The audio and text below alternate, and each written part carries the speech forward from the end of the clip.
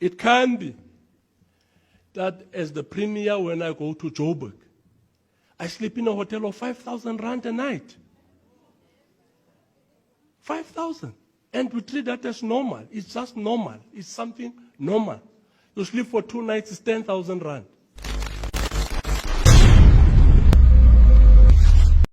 It is a wastage when I get into my office in the morning, I'm confronted by a bowl of fruit, of fresh fruits.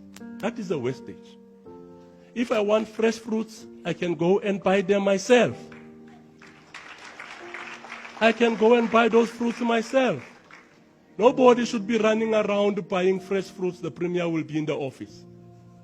That is a wastage. So if we cut these wastages in the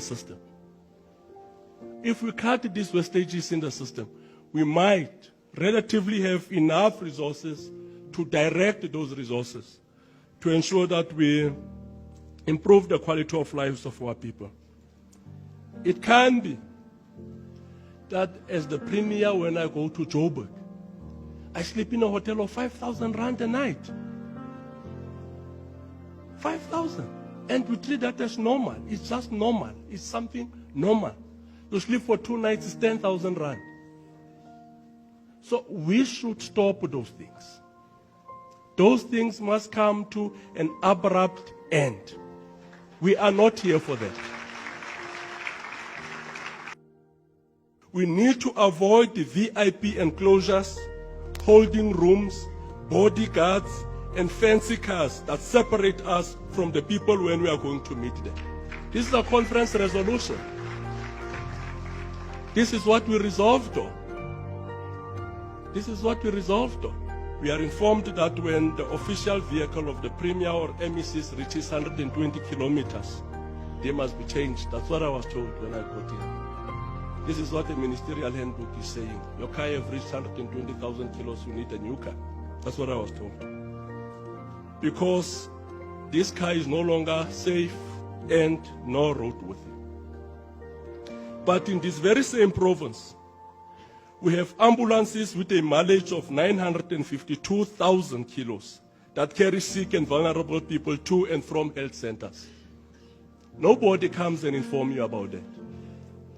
That there's ambulances, the ambulance in Straitenberg, if you want to confirm what I'm saying, go and look at the mileage of the ambulance in Straitenberg.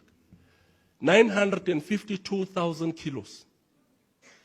And it's expected to ferry vulnerable, sickly residents of the Northern Cape to and from Kimberley. We can't be trapped in a moral dilemma and think this is a difficult question on what is it that we are supposed to do. What is it that we are supposed to do? This is a difficult question, comrade. That your car is 120,000 kilometers and you need a new car. And the people who voted you into power, who voted you into this office, and the most vulnerable, sickly of the Northern Cape, are being ferried in an ambulance with 952,000 kilos. There can't be a moral dilemma around resolving that issue. So if we lack imagination inside here about how to best address the major socio-economic challenges that confront this province, we are not going to be able to survive beyond the next elections. That is the reality. If we don't address the problem of half of the households of the Northern Cape living in poverty, we don't address the problem of half of the youth workforce being unemployed in the province, I see myself as the last premier of the ANC in the Northern Cape. You talk about me and say, there was this guy who was the last premier of the ANC in the Northern Cape, called Zamani So. We are going to hand this province over to the opposition. So as this leadership, we can't lack imagination. We have to come with creative ways on how best to resolve these contradictions in our society. Remember to leave your suggestions on topics you'd like us to cover in the comments below.